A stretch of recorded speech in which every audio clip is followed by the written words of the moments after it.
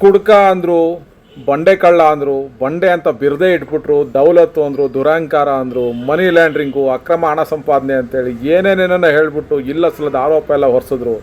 ವಿರೋಧಿಸೋರಂತೂ ವಿಷ ಕಾರ್ಬಿಟ್ರು, ಸಹಾಯ ಪಡ್ಕೊಂಡವ್ರಂತೂ ಶೂಲ ಹಾಕಿ ಅವ್ರನ್ನ ತುಳಿದು ಮುಗಿಸ್ಲೇ ಬಿಡಬೇಕು ಅಂತ ಹೆಜ್ಜೆ ಹೆಜ್ಜೆಗೂ ಅವರನ್ನು ನೋಡಿಕೊಂಡು ತುಳಿಯೋಕ್ಕೆ ಪ್ರಯತ್ನ ಮಾಡಿದ್ರು. ಆದರೆ ತುಳಿದಷ್ಟು ಪುಟಿದೆದ್ದು ಬೈದಷ್ಟು ಭರವಸೆ ಇಟ್ಟು ಬೆಂಕಿ ಚೆಂಡಿನಂತೆ ಇವರು ರಾಜ್ಯದಾದ್ಯಂತ ಸಂಚರಿಸಿ ಸಂಚಲನ ಮೂಡಿಸಿ ಸಮಾಜಮುಖಿ ಕೆಲಸ ಮಾಡ್ತಾ ಹೋದರು.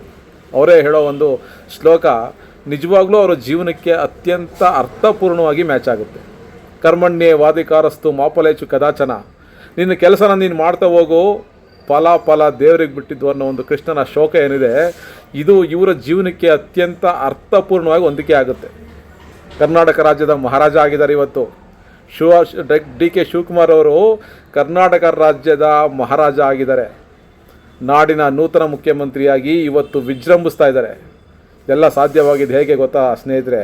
ಹಾದಿ ಸುಲಭವಾಗಿರಲಿಲ್ಲ, ಆದರೆ ತಾನು ಮಾಡಿದಂಥ ಕಾರ್ಯ, ಇಟ್ಟಂಥ ನಂಬಿಕೆ, ಒಂದು ಕಡೆ ನೆಲೆ ನಿಂತು ತನ್ನನ್ನು ತಾನು ಬಿಂಬಿಸ್ಕೊಂಡು ನೀವು ಏನೇ ಹೇಳಿದ್ರು ನಾನು ಸಮಾಜಕ್ಕೋಸ್ಕರ ಕೆಲಸ ಮಾಡ್ತಿದ್ದೀನಿ ಅಂತ ತಮ್ಮನ್ನು ತಾವು ಬಿಂಬಿಸ್ಕೊಂಡು ಮಾಡಿದಂಥ ಕೆಲಸ ಇದೆಯಲ್ಲ, ಅದು ಇವತ್ತು ಈ ನಾಡಿನ ಮಹಾರಾಜನನ್ನಾಗಿ ಮಾಡಿದೆ. ಇವ್ರನ್ನ ಕ್ರಿಕೆಟಿಗೆ ಹೋಲಿಸೋದಾದರೆ ಇವತ್ತಿನ ವೈಭವ್ ಸೂರ್ಯವಂಶಿ ಅಂತೆ ಗರ್ಜಿಸೋಕ್ಕೂ ಗೊತ್ತು ಇವರಿಗೆ, ವಿರಾಟ್ ಕೊಹ್ಲಿ ಅಂತೆ ಹುಷಾರಾಗಿ ಚೇಸ್ ಮಾಡೋಕ್ಕೂ ಬರುತ್ತೆ, ಧೋನಿ ಸಚಿನ್ರಂತೆ ಮೈಲಿಗಲ್ಲಿಡೋಕ್ಕೂ ಬರುತ್ತೆ. ಇವರು DK ಶಿವಕುಮಾರ್ ಸಾಹೇಬರು ನಡೆದು ಬಂದಂಥ ದಾರಿನೇ ಒಂದು ರಣರೋಚಕ. ಒಬ್ಬ ಸಾಮಾನ್ಯ ರಾಜಕಾರಣಿ ಕಾಣಬಹುದಾದಂಥ ದೊಡ್ಡ ಕನಸು ಏನಂದರೆ ಒಂದು ರಾಜ್ಯದ ಈ ನಾಡಿನ ಮುಖ್ಯಮಂತ್ರಿ ಆಗಬೇಕು ಅಂತ. ಅದನ್ನು ಸಾಧ್ಯ ಮಾಡಿಕೊಂಡಿದ್ದು ಇವರು 64ನೇ ವಯಸ್ಸಿಗೆ. ಆದರೆ ರಾಜಕಾರಣಕ್ಕೆ ಬಂದಿದ್ದು ಕೇವಲ 23 ವಯಸ್ಸಿನಲ್ಲಿ.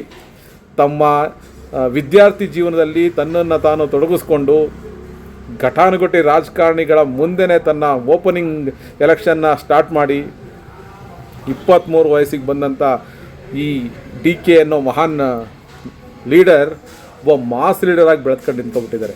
45 ವರ್ಷಗಳ ಕಾಲ ಒಬ್ಬ ಮಾಸ್ ಲೀಡರಾಗಿ ಬೆಳೆದು ನಿಂತಿದ್ದಾರೆ.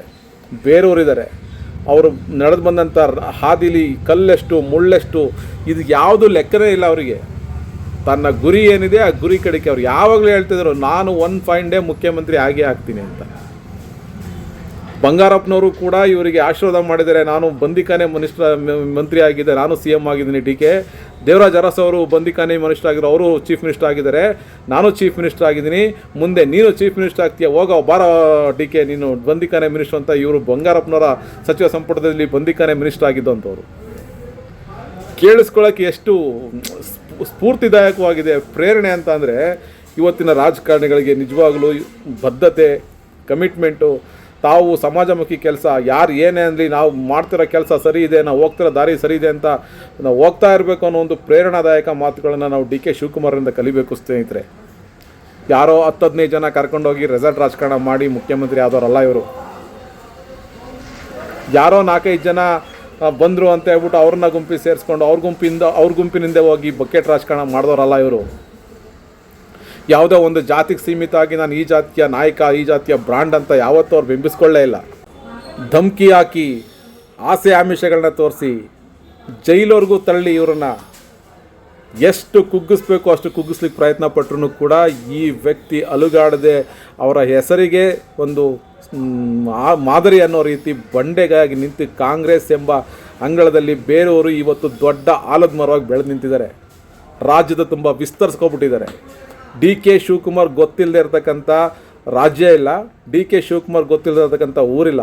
ದೇಶದಾದ್ಯಂತ ಇವರ ವಿಸ್ತಾರ ಬಹಳ ಸುಂದರವಾಗಿ ವಿಸ್ತರಿಸ್ಕೊಬಿಟ್ಟಿದೆ. 2023ರ ಚುನಾವಣೆಯಲ್ಲಿ ಇವರು KPCC ಅಧ್ಯಕ್ಷರು ಪ್ರೆಸ್ ಮೀಡಿಯಾದವರೆಲ್ಲ ಇವ್ರನ್ನ ಕೇಳಬೇಕಾದ್ರೆ, ಸರ್ ಎಷ್ಟು ಸೀಟ್ ಗೆಲ್ತೀರಿ ನೀವು ಅಂತ ಕೇಳಬೇಕಾದ್ರೆ, ಪರ್ಫೆಕ್ಟ್ ನಂಬರ್ 136 ಸೀಟ್ ನಾವು ಗೆಲ್ತೀವಿ ಅಂತ ಪರ್ಫೆಕ್ಟ್ ನಂಬರ್ ಹೇಳೋಷ್ಟು ಪರಿಪಕ್ವ ನಾಯಕನಾಗಿ ಇವತ್ತು ಕರ್ನಾಟಕ ರಾಜ್ಯದಲ್ಲಿ ಬೆಳೆದು ನಿಂತಿದ್ದಾರೆ. ಮತ್ತು ಕಾಂಗ್ರೆಸ್ನ ರಾಷ್ಟ್ರ ಮಟ್ಟದ ಹೈಕಮಾಂಡ್ಗೂ ತುಂಬ ಪ್ರೀತಿಪಾತ್ರರಾಗಿದ್ದಾರೆ.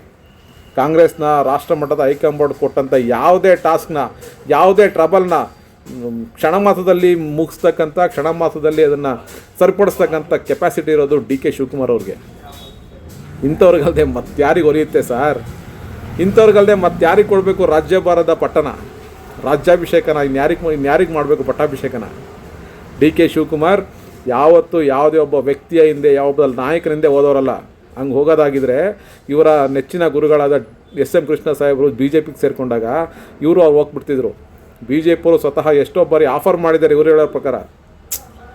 ಯಾವುದಕ್ಕೂ ಜಗ್ಗಿಲ್ಲ, ಯಾವುದಕ್ಕೂ ಕುಗ್ಗಿಲ್ಲ. ಅದು ಕಮಿಟ್ಮೆಂಟ್, ಅದು ಬದ್ಧತೆ. ಇಂಥ ಡಿ ಕೆ ಶಿವಕುಮಾರ್ ಅಂತ ವ್ಯಕ್ತಿತ್ವ ಈ deserved it more and more for chief minister of Karnataka. ಫ್ಯೂಚರಲ್ಲಿ ಇವತ್ತು ಚೀಫ್ ಮಿನಿಸ್ಟರ್ ಕರ್ನಾಟಕ ಆಗಿದ್ದಾರೆ, ಇದೇ ರಾಜ್ಯದ ಜನತೆ ಅವರು ರಾಷ್ಟ್ರ ಮಟ್ಟದಲ್ಲಿ ದೊಡ್ಡ ಮಟ್ಟದ ಹುದ್ದೆನ ಅಲಂಕರಿಸ್ತಕ್ಕಂಥ ಕಾಲಗಳನ್ನ ನಾವು ನೋಡ್ತೀವಿ. ಆ ದಿನಗಳು ತುಂಬ ದೂರ ಏನಿಲ್ಲ. ಇನ್ನೂ ವಯಸ್ಸಿದೆ. ರಾಜಕಾರಣದಲ್ಲಿ ಎಲ್ಲರೂ ಹೇಳೋ ಪ್ರಕಾರ 64 ವಯಸ್ಸನ್ನೋದು ಅತಿ ಚಿಕ್ಕ ವಯಸ್ಸೇ ಆ್ಯಕ್ಚುಲಿ. ಈ has more 20 to 30 years are there. ಈ ನಿಜವಾಗ್ಲೂ ರಾಷ್ಟ್ರ ರಾಜಕಾರಣದಲ್ಲಿ ಮಿಂಚಬಹುದಾದಂಥ, ಅದು ಸ್ವಂತಹ ಬಲದ ದೊಡ್ಡ ರಾಷ್ಟ್ರೀಯ ಪಕ್ಷದ ನಾಯಕನಾಗ್ತಕ್ಕಂಥ ಎಲ್ಲ ರೀತಿಯ ಲಕ್ಷಣಗಳು, ಎಲ್ಲ ರೀತಿಯ ಒಂದು ನಡೆನುಡಿಗಳು ಡಿ ಕೆ ಶಿವಕುಮಾರ್ ಅವ್ರಿಗಿದೆ ಅನ್ನೋದು ತುಂಬ ಹೆಮ್ಮೆಯಿಂದ ಹೇಳ್ಕೊಳ್ತಕ್ಕಂಥ ವಿಚಾರ. ಜೊತೆಗೆ ಈ ರಾಜ್ಯದಲ್ಲಿ, ಈ ನಾಡಿನಲ್ಲಿ ಅವರು ಕಟ್ಟಿರ್ತಕ್ಕಂಥ ಬ್ರಾಂಡ್ ಏನಿದೆ, ಆ ಬ್ರಾಂಡಿಗೆ ನಿಜವಾಗ್ಲೂ ಬೆಲೆ ಸಿಗ್ತಕ್ಕಂಥ ವಿಚಾರ. ಇವತ್ತು D K Shivakumar chief minister of Karnataka ಆಗಿದ್ದಾರೆ.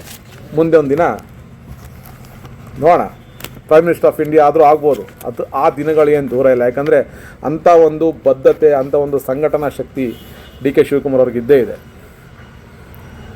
ಇವತ್ತೇನೋ ಚೀಫ್ ಮಿನಿಸ್ಟರ್ ಆಗಿ ಪ್ರಮಾಣ ವಚನ ಸ್ವೀಕರಿಸಿದರೆ ಸಾಕಷ್ಟು ಯುವಕರಿಗೆ, ಸಾಕಷ್ಟು ಹೊಸ ರಾಜಕಾರಣಿಗಳಿಗೆ ತುಂಬ ಪ್ರೇರಣೆ ಆಗಿದ್ದಾರೆ ಇವರು.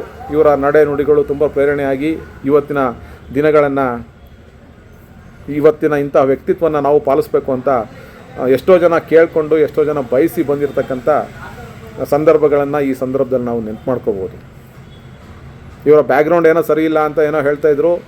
ಅದ್ರ ಬಗ್ಗೆ ಬ್ಯಾಕ್ಗ್ರೌಂಡ್ ಎಲ್ಲರಿಗೂ ಒಂದೊಂದಿರುತ್ತೆ. ನದಿ ಮೂಲ, ಋಷಿ ಮೂಲ ತಿಳಿಯೋಕ್ಕಾಗುತ್ತೆ ಸರ್.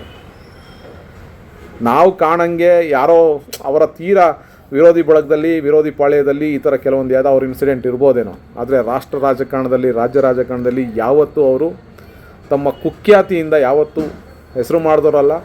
ಆ ವಿಚಾರನೂ ಕೂಡ ಇವ್ರಿಗೆ ಬಂದಿಲ್ಲ. ಡಿ ಕೆ ಶಿವಕುಮಾರ್ ಅವರು ರಾಜಕಾರಣಿಯಾಗಿ, ಪ್ರಬುದ್ಧರಾಗಿ, ರಾಜಕಾರಣದಲ್ಲಿ ಒಂದು ಕಡೆ ನೆಲೆ ನಿಂತು ರಾಜಕಾರಣವನ್ನು ತುಂಬ ಅತ್ಯುತ್ತಮವಾಗಿ ಮಾಡಿಕೊಂಡು ತಮ್ಮ 40-45 ವರ್ಷಗಳ ರಾಜಕೀಯ ಸುದೀರ್ಘ ಪಯಣದಲ್ಲಿ ಈ ಹಂತಕ್ಕೆ ಬಂದು ನಿಂತಿದ್ದಾರೆ ಅಂದರೆ ಓನ್ಲಿ ಬಿಕಾಸ್ ಆಫ್ ಈ ಡಿಸರ್ವ್ಡ್ ಇಟ್. ಇವರನ್ನು ದೇವೇಗೌಡರು, ಯಡಿಯೂರಪ್ಪನವರು, ಸಿದ್ದರಾಮಯ್ಯನವರು, ನಂತರದ ಒಬ್ಬ ಇವ್ರು 3 ಜನ ಬಿಟ್ಟರೆ ನಂತರದ ಒಬ್ಬ ಬೆಸ್ಟ್ ಲೀಡರ್ ಯಾರು ಅಂತ ಇದ್ದರೆ ಅದು ಡಿ ಕೆ ಶಿವಕುಮಾರ್ ಮಾತ್ರ. ಯಾಕಂದರೆ ಯಾವತ್ತೂ ಇಷ್ಟು ಜನ ನನ್ನ ಕಡೆ ಇದ್ದಾರೆ, ಅಷ್ಟು ಜನ ಅವ್ರ ಕಡೆ ಇದ್ದಾರೆ ಅಂತ ಯಾವತ್ತೂ ಒಂದು ಸ್ಟೇಟ್ಮೆಂಟಲ್ಲೂ ಕೊಡಲಿಲ್ಲ. ಇಷ್ಟು ಜನ ಬನ್ನಿ ಅವ್ರನ್ನ ಕೇಳೋಣ, ಯಾಕೆ ನಮಗೆ ಕೊಡ್ತಿಲ್ಲ ಅಂತ ಯಾವತ್ತೂ ಚರ್ಚೆ ಮಾಡಲಿಲ್ಲ. ರೆಸಾರ್ಟ್ ರಾಜಕಾರಣ ಮಾಡಲಿಲ್ಲ. 4 ಜನ ಒತ್ಕೊಂಡು ಹೋಗ್ಬಿಟ್ಟು ಇನ್ನೊಂದು ಪಾರ್ಟಿ ಜೊತೆ ನಾನು ಕಂಬೈಂಡ್ ಮುಖ್ಯಮಂತ್ರಿ ಆಗ್ತೀನಿ ಅಂತ ಯಾವತ್ತೂ ಹೇಳಲಿಲ್ಲ. ಎಂಥ ಒಂದು ಕಮಿಟ್ಮೆಂಟ್ ಇರೋ ರಾಜಕಾರಣಿ ಸರ್. ಇವರಿಗೆ ನಮ್ಮ ಕಡೆಯಿಂದ ದೊಡ್ಡ ನಮಸ್ಕಾರ, ದೊಡ್ಡ ಪ್ರೀತಿಯ ನಮಸ್ಕಾರ, ಹೃದಯಪೂರ್ವಕವಾಗಿರ್ತಕ್ಕಂಥ ಅಭಿನಂದನೆಗಳು ಸನ್ಮಾನ್ಯ ಡಿ ಕೆ ಶಿವಕುಮಾರ್ ಅವರಿಗೆ. ಇವರ ಮುಂದಿನ ಜೀವನ ಬ್ರ್ಯಾಂಡ್ ಬೆಂಗಳೂರು ಮಾಡಬೇಕು ಅನ್ನೋ ಒಂದು ದೊಡ್ಡ ಕನಸಿದೆ. ಬ್ರ್ಯಾಂಡ್ ಬೆಂಗಳೂರು ಕನಸನ್ನು ಹೊತ್ತು ಸರ್ವರಿಗೂ ಸಮಪಾಲು, ಸರ್ವರಿಗೂ ಸಮಬಾಳು ಅನ್ನೋ ಧ್ಯೇಯವಾಕ್ಯ ಇಟ್ಕೊಂಡು ಮುನ್ನುಗ್ತಾ ಇರ್ತಕ್ಕಂಥ ನಮ್ಮ ಡಿ ಕೆ ಸಾಹೇಬರು, ಅಚ್ಚುಮೆಚ್ಚಿನ ನೂತನ ಮುಖ್ಯಮಂತ್ರಿ ಆಗಿರ್ತಕ್ಕಂಥ ನಮ್ಮ ಡಿ ಕೆ ಸಾಹೇಬರಿಗೆ ಶುಭವಾಗಲಿ, ಹೃದಯಪೂರ್ವಕ ಅಭಿನಂದನೆಗಳು. ನಿಮ್ಮ ರಾಜಭಾರದಲ್ಲಿ ಮಾನ್ಯ ಮುಖ್ಯಮಂತ್ರಿಗಳಿಗೆ ನಮ್ಮದೊಂದು ಆಶಯ, ನಿಮ್ಮ ರಾಜ್ಯಭಾರದಲ್ಲಿ, ನಿಮ್ಮ ಸರ್ಕಾರದಲ್ಲಿ ಜನ ಸುಭೀಕ್ಷತೆಯಿಂದ ಬಾಳಲಿ, ರೈತರು ನೆಮ್ಮದಿಯ ನಿಟ್ಟುಸಿರು ಬಿಡಲಿ. ಯಾಕಂದರೆ ರೈತರ ಒಂದು ಮನೆತನದಿಂದ ಬಂದಂಥವ್ರು ನೀವು. ನಿಮ್ಮ ತಂದೆಯವರು ಆ ಕಾಲದಲ್ಲೇ ಎಷ್ಟೋ ರೈತರಿಗೆ ಸಹಾಯ ಮಾಡಿರ್ತಕ್ಕಂಥ ನಿದರ್ಶನಗಳನ್ನು ನಿಂಬಾಯಿಂದನೂ ಕೇಳಿದ್ದೀವಿ, ಮತ್ತು ಅದು ಸತ್ಯ ಕೂಡ, ಇತಿಹಾಸ ಕೂಡ ಅದನ್ನು ಹೇಳುತ್ತೆ. ಇಂತಹ ರೈತರ ಮಗ ಕೆಂಪೇಗೌಡನ ಮಗನಾಗಿರ್ತಕ್ಕಂಥ ಡಿ ಕೆ ಶಿವಕುಮಾರ್ ಸಾಹೇಬರು ನಿಮ್ಮ ಕಾಲಾವಧಿಯಲ್ಲಿ ರೈತರು ನೆಮ್ಮದಿಯ ನಿಟ್ಟುಸಿರು ಬಿಡಲಿ ಅಂತ ಆಶಿಸ್ತಾ ಇದ್ದೀವಿ. ಸರ್ಕಾರಿ ನೌಕರು ಸಂತುಷ್ಟರಾಗಲಿ. ಸರ್ಕಾರಿ ನೌಕರಿಗೂ ಕೂಡ ತಾವು ತುಂಬ ಆಶಯಗಳನ್ನು, ಭರವಸೆಗಳನ್ನ ಕೊಟ್ಟಿದ್ದೀರಿ, ಅವೆಲ್ಲ ಈಡೇರಿಸಲಿ ಅಂತ ಹೇಳ್ತಾ, ದೀನರು, ದಲಿತರು, ಅಂಗವಿಕಲರು ಸಂತೋಷದಿಂದ ಬಾಳಂಗಾಗಲಿ ನಿಮ್ಮ ರಾಜ್ಯದಲ್ಲಿ ಅಂತ ಹೇಳ್ತಾ, ಡಿ ಕೆ ಸಾಹೇಬರಿಗೆ ಮತ್ತೊಮ್ಮೆ ಪ್ರೀತಿಪೂರ್ವಕ ಅಭಿನಂದನೆಗಳು. ನಿಮ್ಮ ಈ ಕೆಲಸ, ಈ ಕಾರ್ಯ, ನೀವು ಕೈಕೊಂಡಿರ್ತಕ್ಕಂಥ ಕನಸು ಎಲ್ಲವೂ ನನಸಾಗೇ ಆಗುತ್ತೆ. ದೈವ ಭಕ್ತರು ನೀವು ದೈವ ಭಕ್ತರು ಅಂತ ಅಂದ್ಕೊಂಡು ಮನೇಲಿ ಕೂತವರಲ್ಲ. ತಮ್ಮ ಕಠಿಣ ಪರಿಶ್ರಮದಿಂದ, ದೈವ ಭಕ್ತಿಯಿಂದ ಎಲ್ಲವನ್ನು ಸಮ್ಮಿಳಿಸ್ಕೊಂಡು, ಎಲ್ಲವನ್ನು ಒಂದು ಏನು ಹೇಳ್ತಾರಲ್ಲ ಆ ಥರ ಮಾಡಿಕೊಂಡು ನೀವು ಈ ರಾಜ್ಯದ ಚುಕ್ಕಾಣಿ ಹಿಡಿದಿದ್ದೀರಿ. ನಿಮಗೆ ಅಭಿನಂದನೆಗಳು ಸರ್. ಜೈ ಡಿ ಕೆ ಸಾಬ್. Once again congratulations D K ಸಾಬ್, our new chief minister of Karnataka. Chief minister of Karnataka D K Shivakumar, hats off and congratulations once again.